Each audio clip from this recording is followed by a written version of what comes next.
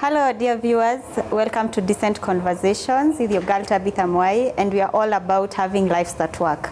And today we are going to talk about teenage pregnancies. On my father's end, we have. My name is Mary Liz Biugwa. I am a human rights defender and a black, queer, intersectional, radical feminist, and I'm happy to be here to have a conversation about teenage pregnancies. My name is Caroline Mukabra, and I'm a sexual reproductive health rights champion. Then we have Salome Njeri, who is our sign language interpreter. I'm Atieno Angela, an SRH advocate. So welcome. And today our conversation is around teenage pregnancies. We've all seen in the recent past so many cases of teenage pregnancies. In fact, it's estimated that close to 5,000 girls between the ages of 11 and 19 get pregnant each year. This means a lot of their lives comes to a stop. So much has to change in their lives so that they can be able to take on the new responsibility of being mothers. But today we want to delve much into understanding why. Why do we have this as a problem in our community? And one thing I would want our panel to tell me is, why do we think the cases of teenage pregnancies have been on the rise? Let's start with Mary Liz. In my personal opinion and my experience, given I work firsthand with girls from different parts of the country, I wouldn't say the rates have increased. I would say we are moving, slowly but slowly, we are moving towards a time where people are becoming more comfortable to have a conversation around sexual matters, around sex, around, how people are engaging on sex and everything. And that said, it means that when a girl falls pregnant, and like back in the day where we had girls falling pregnant and they'll be hidden, they'll be sent away by their families so no one will know what is happening. By the time they come back, they already give birth and all that kind of stuff. People are becoming more honest about having these conversations. More is being reported, hence why the numbers. And the conversation is happening everywhere, so that's why we are thinking it has become more prevalent. Would I say there is even an increased number of teenage pregnancies? Yes, in terms of how they are happening, but also the fact that conversations are happening, it means that now we are getting to know more about teenage pregnancies. Okay, I actually like what you're saying, because if we look back, I think when I was in primary school, we would have girls who get pregnant, but the cases were not reported. So you'll see someone getting pregnant and they disappear. You don't know where they go. You don't know what happens to them. Like their parents move them to live with relatives so that they like hide them from the rest of us. So I think it's a good thing we are having the conversations as we are doing right now, so that we become more aware of these girls and look at ways to help them. So probably, Carol, you can tell us, what do you think is happening with the cases we are having? I think also it's because of the government has directed efforts to talk about teenage pregnancies, and we see right now more focus with the media and everything. You'll find that girls who are pregnant are able to be reintegrated back into the community, which was not happening long time ago. So like nowadays people are comfortable to talk about teenage pregnancies and also to work on it. Thank you. Atieno, what could you say about the same? My worry is I would like to talk about poverty. I feel most of us young women, some people are trying to hustle and find other means of how they can feed themselves, feed their families as well. So you find there is this woman who's in a compromising situation that maybe she's going to sleep with an older guy for her to be paid and to go and maybe pay school fees for the family or to enable some things to continue going on in her family. So you find when the rate of poverty is increasing, this young woman doesn't have any other source to get income, so they'll opt to go and be sexual workers. And another thing, I feel like some of these young women are not well educated on sexual reproductive health. Some people will tell you they are not well versed on information revolving around contraceptives. So I think there's a very huge gap on that too. Okay, and where will we put the issue of culture? Given that most the counties that are leading in terms of pregnancies is like Narok, Kilifi, that's where we are having a lot of cases reported, and we know these are mostly conservative communities, where will we place culture contributing to the rise in the number of cases? Okay, not the rise, but the cases that we are having. Personally, I think culture plays a huge role because there's a report that was released recently by the Family Trust, and the report says 78% of teenage pregnancies are caused by men who are 10 to 15 years older than the teenagers. So for instance, if a girl is 15 years old, the person who has impregnated them is up to 25 years old and above. And that said, the culture that is fed into there is the fact that for a long time, first of all, women have not generally had bodily autonomy, where it's a man who gets to decide. And that said, you find now that because men are older, they get to have the right to decide on the bodily autonomy of a woman, and that saying that it means all these teenage girls are becoming victims for whatever circumstances, as she said, where it could be because you have to fend for yourself, people are living through hard times and everything, you're the firstborn, you're the one who everyone is relying on and everything. It could be for many reasons, but of course culture plays a role in terms of how women are not able to have bodily autonomy, and so they can't make that choice, and because of that they find themselves in circumstances where they have people who are older than them, and so they have what they're looking for, which mostly is money and power and control, and so they're not able to negotiate around how and like who to have sex with and how to have sex. In addition to what she said, you'll find some cultural practices like the disco matangas. That is when people find an opportunity to engage in these activities. So when kids or girls and youth are released to go for these cultural events, you'd find some men will take advantage of the situation to lure the girls away so that they can engage in these activities. So, okay, apart from now the cultural setting where we are looking at the traditional setting, ushago and all that, we're also having these cases in the urban centers. In Nairobi, in Mombasa, these are towns, they are not typical like ushago setting. So how come, and these girls are also educated, they're girls in school.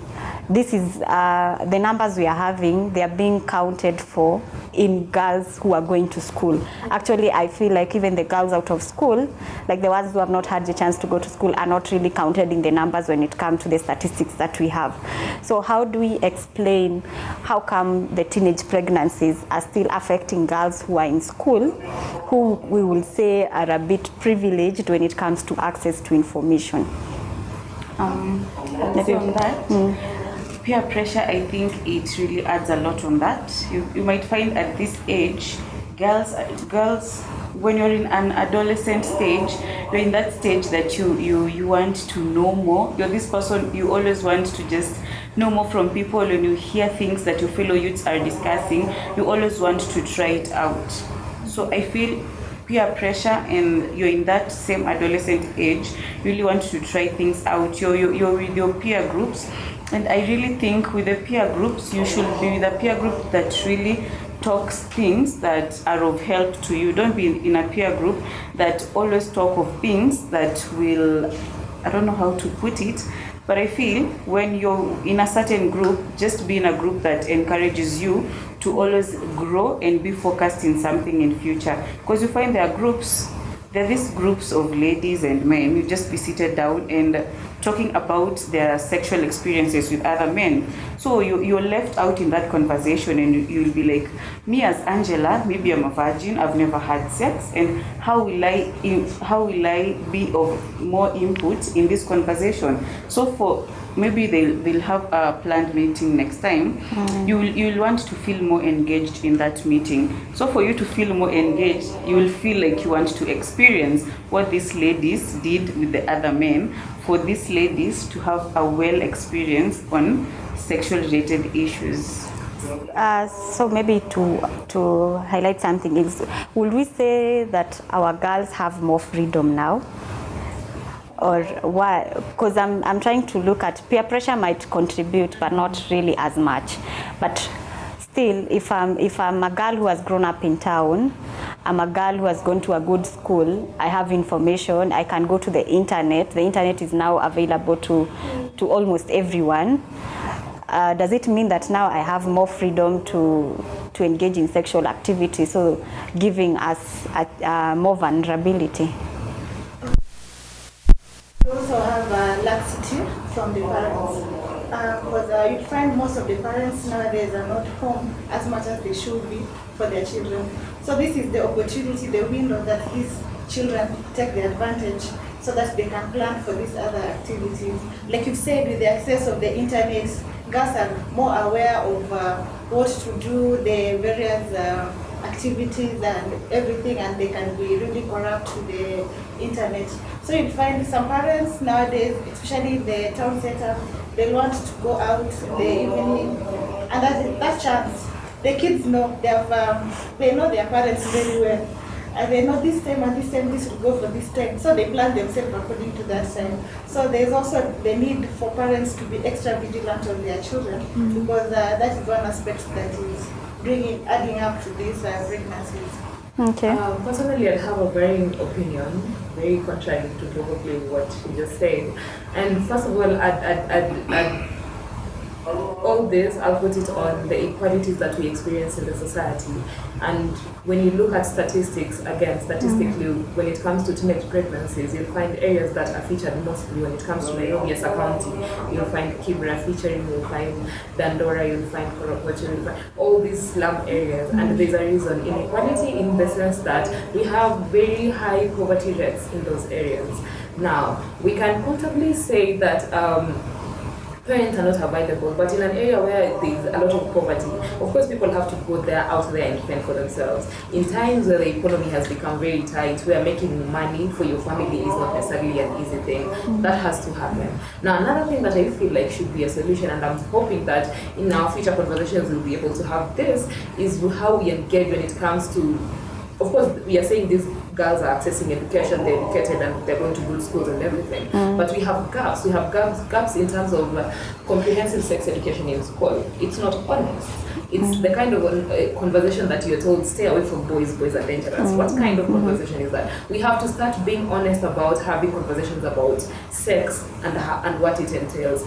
Is sex necessarily a bad thing? It's not. It's the consequences of sex that are bad. So then how do you make these young people understand that in having sex at a certain age that you're having it will have ABCD consequences, and these will impact highly on how your life will turn out? Because then another research also shows when a child falls pregnant as a teenager in a family that is well off, they end up turning out just fine, because they have a formula of still going back to school and pursuing their future.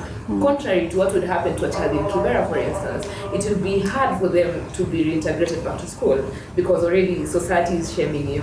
The school that you're going in is looking at you and thinking she already has a child, she's a mother and all that kind of stuff. So we have a lot of stigma and shaming when it comes to teenage pregnancy. So we have to be honest about the kind of sex education we're offering in school, where we can be able to make these teenagers not make them be scared of sex, but make them understand what it means to have sex when the time is not right. Because then that is what would mean you dropping out of school. It would mean you not having a stable source of income, because we live in a paper country. You can't be employed without papers.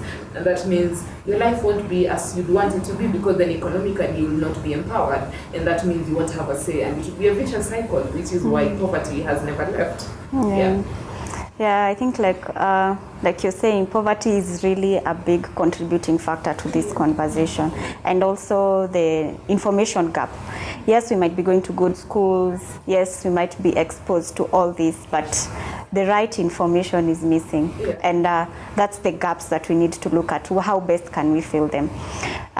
So something else I would want us to comment on is, now the teenage pregnancies are happening. We are having over 500,000 girls every year in Kenya. How best can we, what are the implications? What are the implications? You've mentioned some of them will have to drop out of school. Not everyone gets the opportunity to be reintegrated based on where you come from, based on your community, based on even your family, because you might be from a well-off family, but the family does not take the step to take you back to school. So it's like a gamble. When you become a teen mom, we are not sure how your life goes. So what are those implications to a teen mom once they become pregnant? We have so many. We have social, psychological, economical. The list is endless. because then when it comes to social, for instance, and it's something that I've just talked about, how socially people look at, first of all, pregnancy. Let's start. There's a lot of double standard in the society, where as a teenager, if you get pregnant, people shame you for it.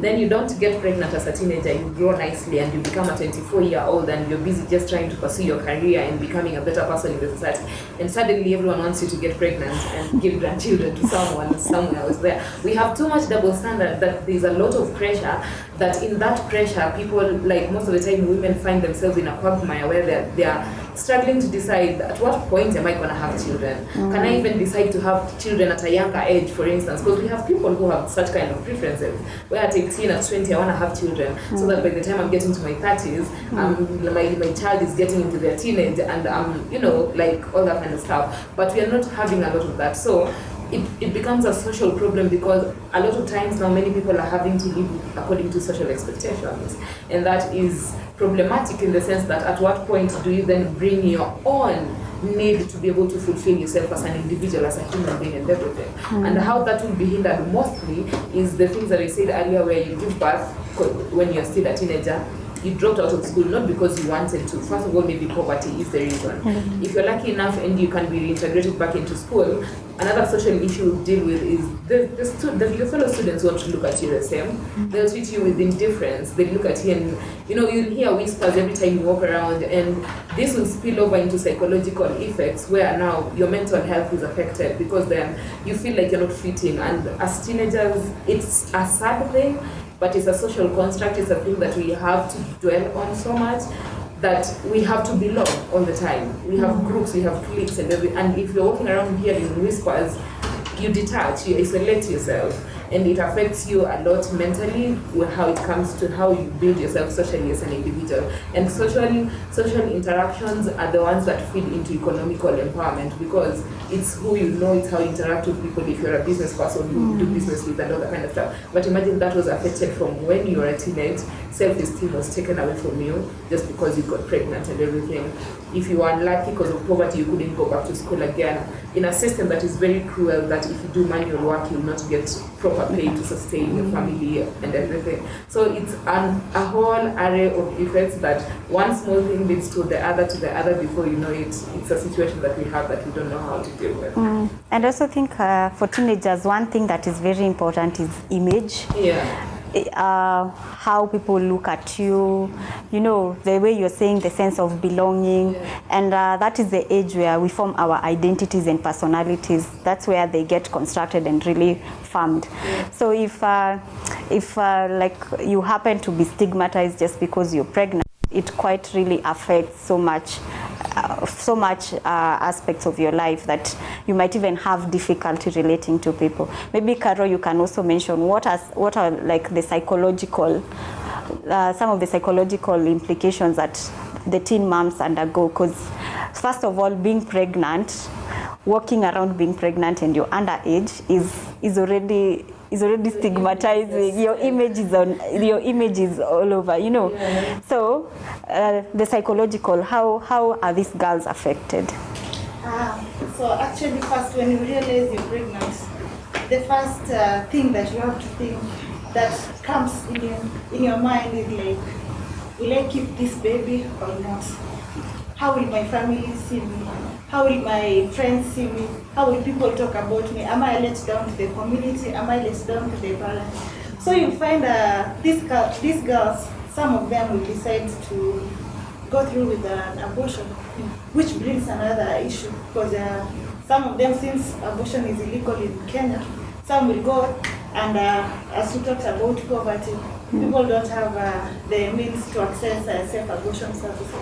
So you find this girl maybe goes through an abortion in a crude manner or a crude way, and after that he gets various complications, and he has to go to the hospital for that treatment. So you find when people hear, like, say, like, for example, Carol got pregnant and she was saying to do this, and you know, you cannot, going back to the community, it becomes so very difficult for us and for those people, and you'll find that some will even decide to move away to another place, to go maybe to stay with the auntie, or because the stigma in the community is too much. And if you're pregnant, people, like my co-panelist said, people will view you for your pregnancy. If you're pregnant, that is the end of you. People will start talking about you. Whether another girl aborted and she's fine, she's okay. But for you, because you decided to keep the pregnancy, people will start saying, ameanza tabia mbaya, sijui nini, amejua mambo mingi, yeye ameanza, no wonder she does that, you see. And these things affects the girl, even like, if you have to go back to school, you are like, no, I cannot take it, let me just go and get married or anything. So it affects really your thinking, because the stigma in the community is like really too much for these people. And I think it's about time that we start having this, bringing this information to the people, that when someone is pregnant, it's not the end of it. She has not done a mistake. Yes, it might be a mistake, but it's not really a mistake that he or she should be crucified for it. Because it's at the end of the day, it's the girl that carries the burden. The boy will just be there. No one will even think like, no. Everything goes to the girl. So it's about time we start educating the community on just treating people well, whether they have the pregnancy or not, so that at least people can be comfortable and they can continue their life. Because if people start talking about you, it's like it's the end of your life, unless you have a very strong support system, of which now we need to advocate for that. Okay, picking from what you've said, maybe there are two things I would want to highlight. Is teenage pregnancy, like having early marriage, a solution to teenage pregnancy? Because you're saying some people will opt to get married. Like, are you giving it, like, are people considering it as a solution? Given that, some people elope, they'll just disappear. So, like, where is the balance of the early marriages and the teenage pregnancies? And also something else, is it just a burden for the girl? Because if the person who impregnated me disappears, or no one holds them accountable, they could be there, but no one holds them accountable, or how our society is. So is the pregnancy like the burden of that girl?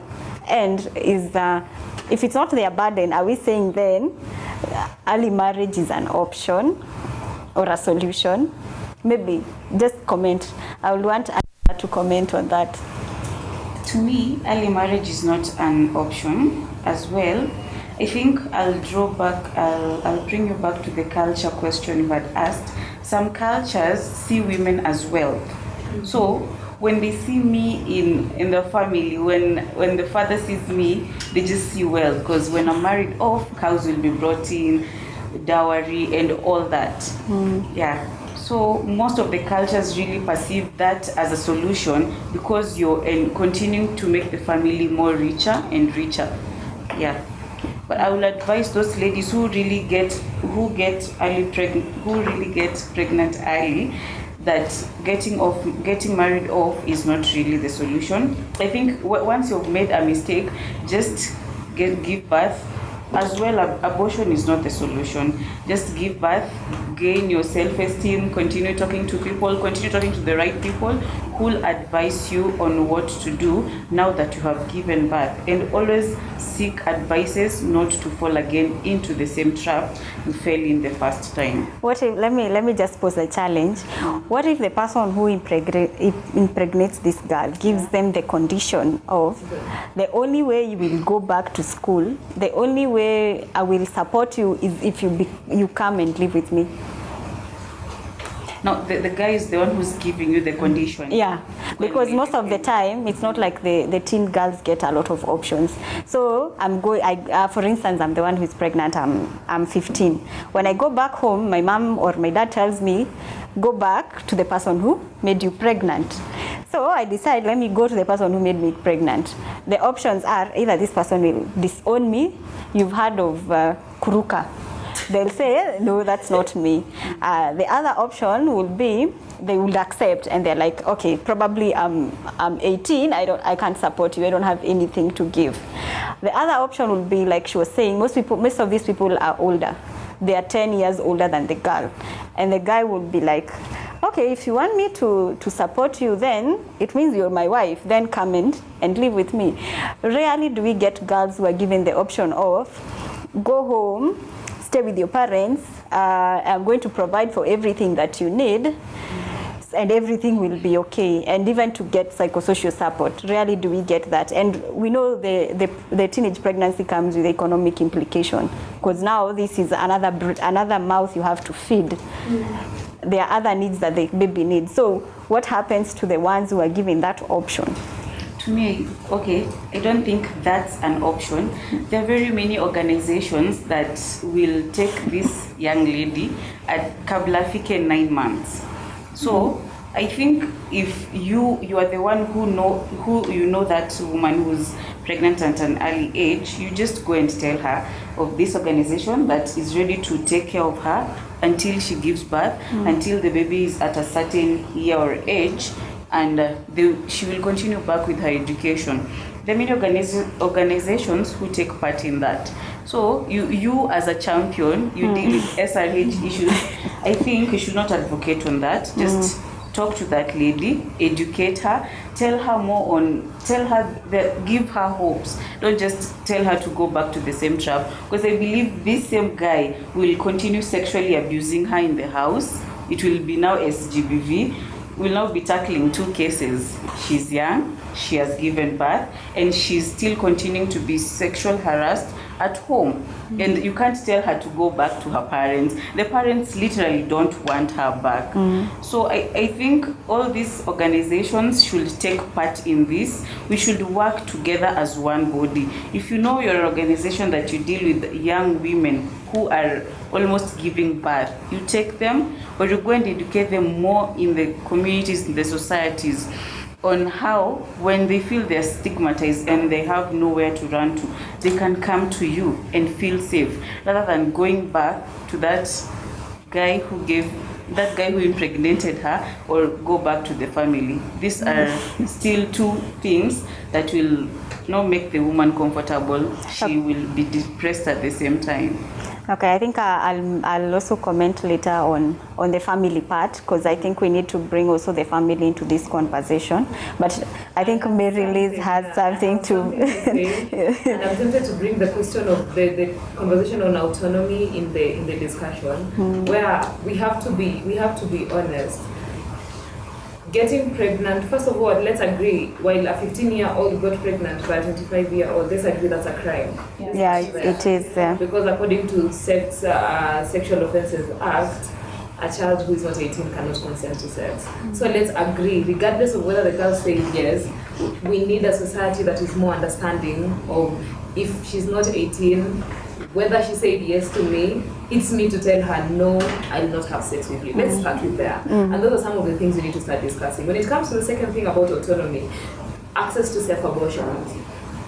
The same society that is expecting this girl to give birth, to keep this child, to not be able to go back to school and everything, is the same society that is telling this girl abortion is a crime and everything. And it's wrong, because then, what if this girl got pregnant, but in essence, she's not ready to have this child?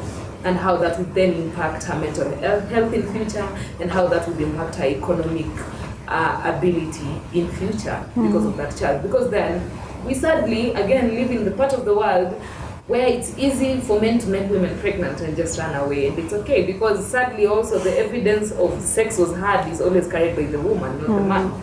And the girl will spend the whole of 9 months trying to say it's this guy, it's this guy, it's this guy, and she gives birth, and it takes time before the child begins to look like the father. And you have to prove it is this guy. Exactly. Also in the same country that because of poverty, doing a DNA test in time to ensure you're actually making the right father take responsibility is a process that you're taking. It's expensive. It's expensive, it's not affordable.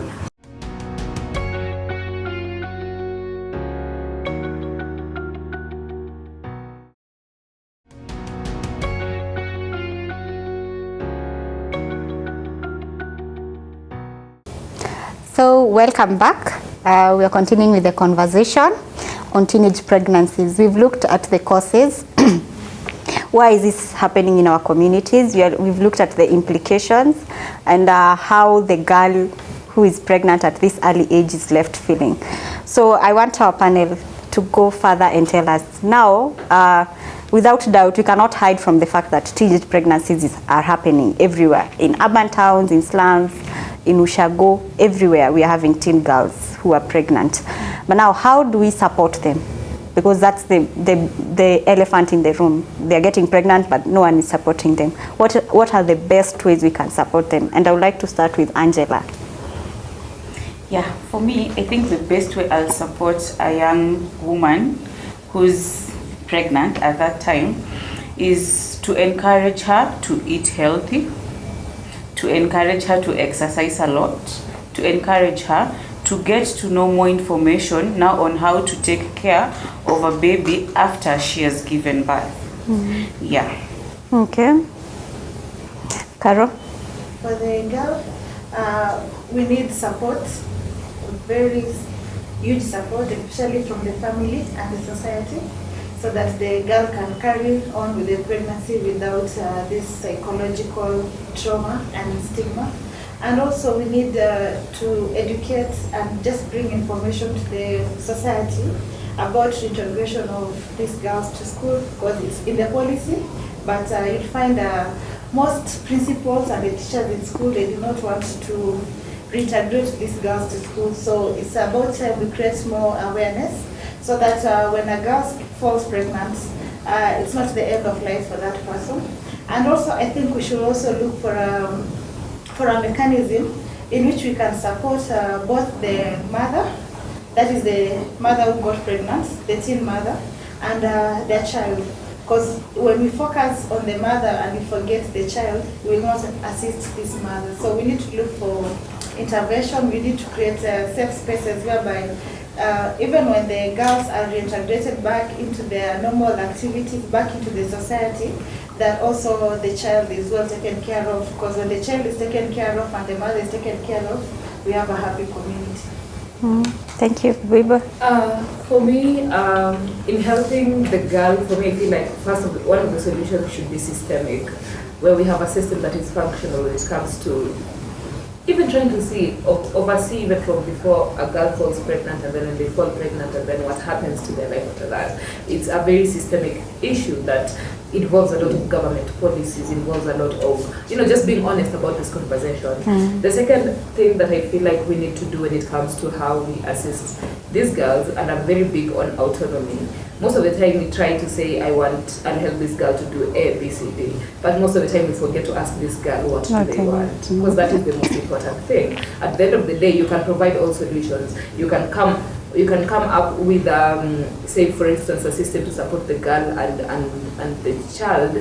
If you come up with that system, but you've not minded to ask them what they want, they could be going through a mental health issue and they'll commit suicide even before they give birth, and you might not foresee that because you're bent on just wanting to help them. So it's fundamental that we are able to know what it is that they want from there on out. They've gotten pregnant, fine. What is there? What is happening from there? And then basically just the society in general. For me, having conversation in the society, just having people not getting pregnant is not the end of the life. Like I said, we live in a world where there's a lot of double standards, and you literally do not know which is the right time, because even this child you get at 15, when you keep this child and you're 30, some people will come up to you and tell you you're lucky you give birth when you're, and even when no one understands the circumstances in which you give birth. And so for me, it's basically just having conversation and letting everyone take responsibility. There's divided responsibility when it comes to teenage pregnancy. A girl falls pregnant, regardless of who made them pregnant, they can be able to decide they don't want that child, but the girl is stuck with the child.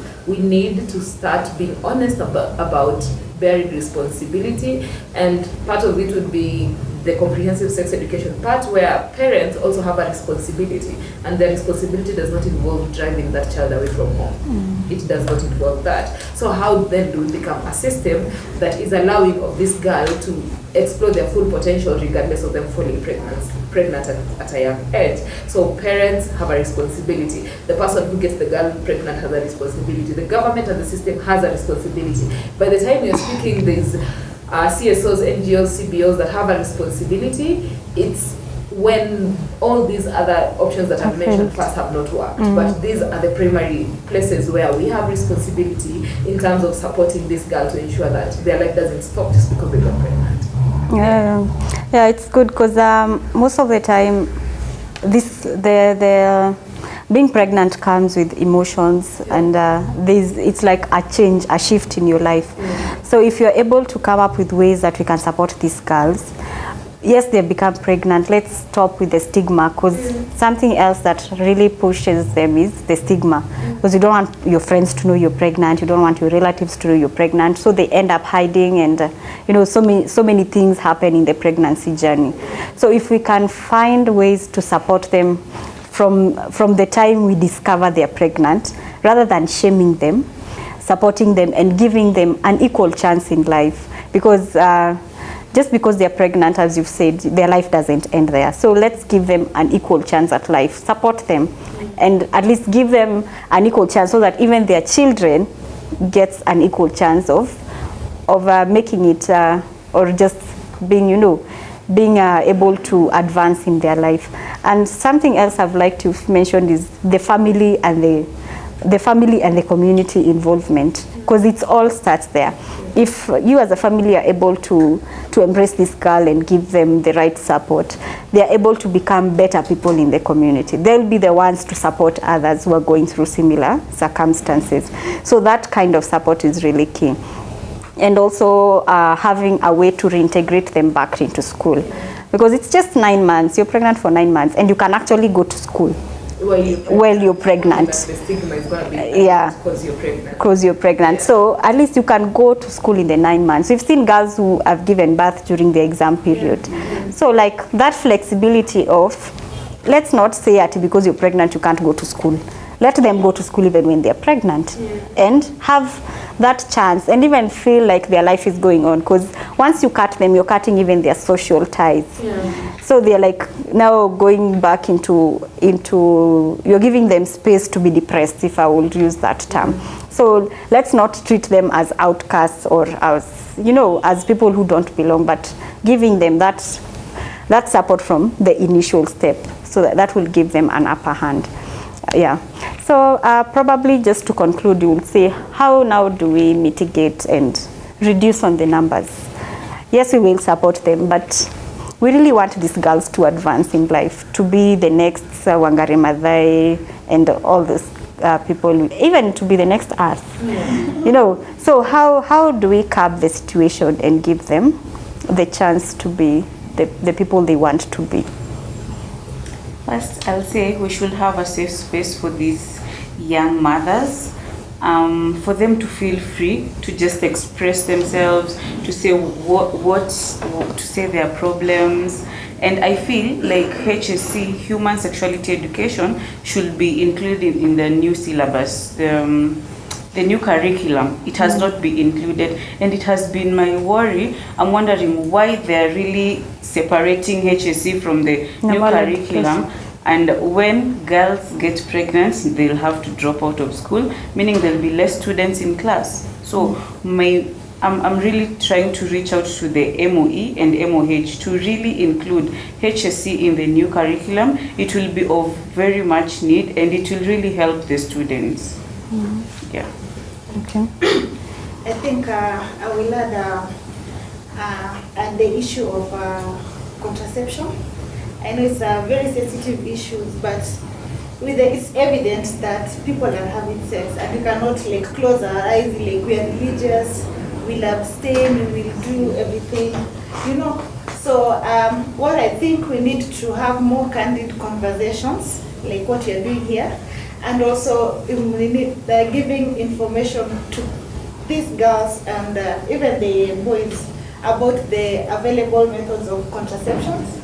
Because when girls are able to use contraception, and especially if it's the long term, because we don't anticipate for them to start to have children at that age, so we'll recommend for the long term contraceptives like the implants or even the coil. so that they don't get to this situation. But at the same time, we need to caution them about the importance of protecting them from HIV/AIDS.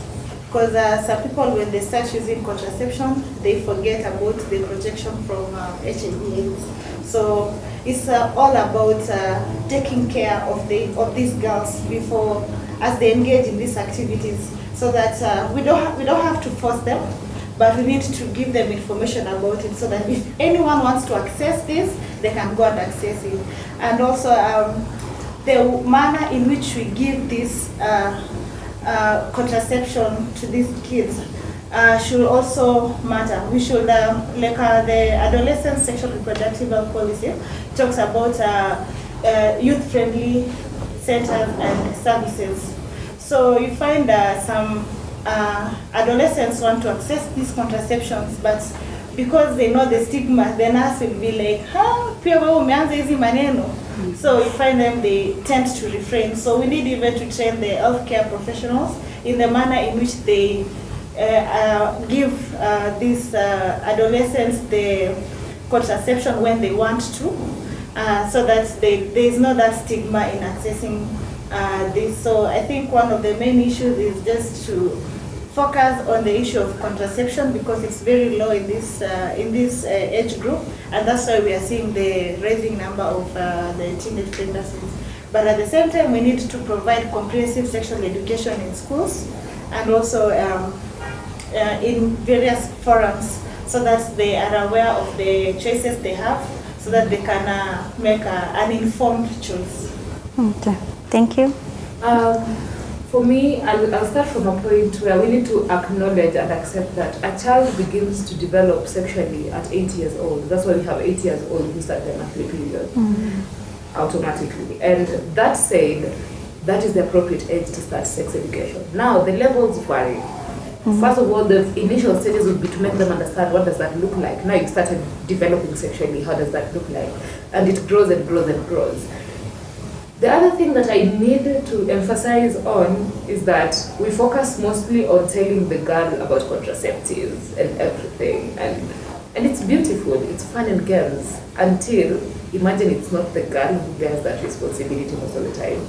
In a scenario where there's a 15-year-old and a 25-year-old, Sexual Offences Act, we need to become a society that is deliberate about understanding our laws and how we are the implementers of the laws. Because whether we like it or not, we will keep on saying the girl should have been introduced to contraceptives, which I totally agree. We need to introduce them to contraceptives because it's sad that we have to protect them and everything. When it comes to how we are focusing on telling the girl child to take care of themselves with everything, the real thing that we need to address is that a man is having sex with an underage child, and that is the ultimate problem. And that is what we need to address. That is what we need to sit and have an honest conversation. This is a conversation about adults, so that even if a child, because a child, when you begin developing sexually, the other thing that comes with it is curiosity. And you want to see and learn, and conversations are going to happen. For me, I feel like it will be a smaller disaster, because then statistically, only 13% of teenage pregnancies are caused by fellow students, boys who are in the same school with them and everything. And I feel like that's a smaller problem to solve. It's a smaller problem if it was the only problem that was happening. That we only have 13% of girls having teenage pregnancies. Imagine that's easy to solve. That's a small right? number, yeah. But when you look at it from the honest perspective, is that 78% of the cases, it's men who are above 25 years old. So then we need to sit and have honest conversation and just be able to speak truth to our existence, and just be able to see when a girl is developing sexually, she's all these things, and there's nothing wrong with experiencing all these things and being curious. But if they can experience it in a world where it's safe enough, where you tell someone who is 25 years older than you that I want to have sex with you, and they tell you no, you can't, because one, you're not yet 18 years old, you are not at the age to make that decision, and so I'm not going to have sex with you. Imagine if all men answered that. Yes, briefly, so that we conclude, yeah. To conclude, yeah. I'm not saying the burden is on the girl, but we find these girls, there was a research I was conducting about adolescent sexual and reproductive, but for them, they want it. So for me, those who want it, they should be given that allowance to look for this information. Because there's those who want, I'm not saying we post it on everyone, but I'm saying for those who want to access it, the same should be available to them. Yeah. Because when they're being given this information, they'll also be given how it's administered. You'll also be given about the side effects. So it's for them to decide whether they want it or not. But for them, as a girl, when you have a pregnancy, most of the burdens falls on you. So when you're planning to engage on sex, now you have to think of that. But that's why I was saying we need to change the conversation. Yes, as a girl I can make decisions, but when it comes to sex, I'm not having sex alone. So we need to have sober conversations. It should not be at the end of the day, I as a girl, I should not carry the burden alone. Yeah, for me, I like to say maybe if there are many mentoring sessions in a community or in a class or anywhere, if there's any mentoring session, do not only target involving the girl child. Mostly we tend to leave out the boy child, forgetting that it takes two. So for me, I'll really emphasize, if you're really advocating on these things relating to sexual reproductive health, always involve them both in those meetings. And recently, there are contraceptives for men that have been introduced. As much as you're encouraging the ladies to also take the contraceptives, even the men too, they should have that burden of them taking the contraceptives too. Yeah. Okay. So I think we've really had a fruitful discussion. I know so many things have come up. There are questions we will be having after this that we'll make follow-up discussions on. But all in all, I want to thank you so much for coming today, for sharing your opinions, and for even making time, and for having the burden, because you're here because you have a burden, and for being champions, because we need more people in this space. So thank you so much. Thank you for having us. You're welcome. So that has been our conversation today. We've been talking about teenage pregnancies, and we want you to interact with us. Talk to us on Facebook, on Twitter, on Instagram. We are at Decent Conversations, and let's keep the conversation going. I've been your girl, Tabitha Mwai. Have a good night. Bye-bye.